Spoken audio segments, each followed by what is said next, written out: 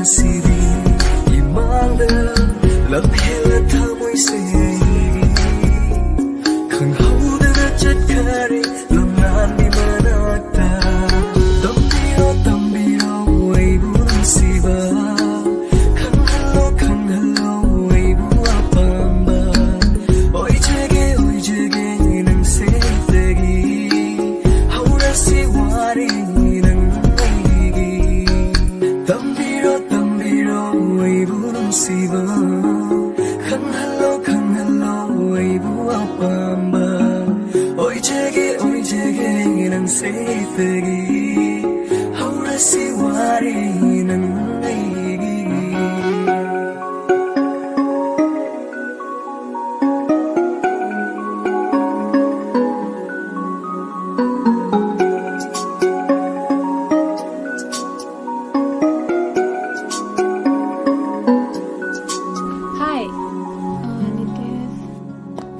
Nitesh natro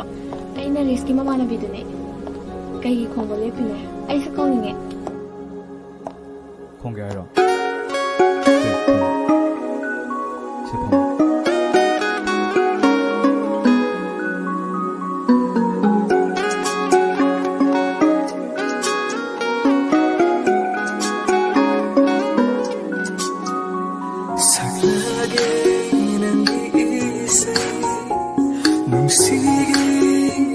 say hekta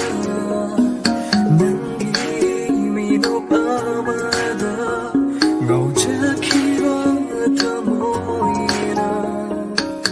asum punsi marama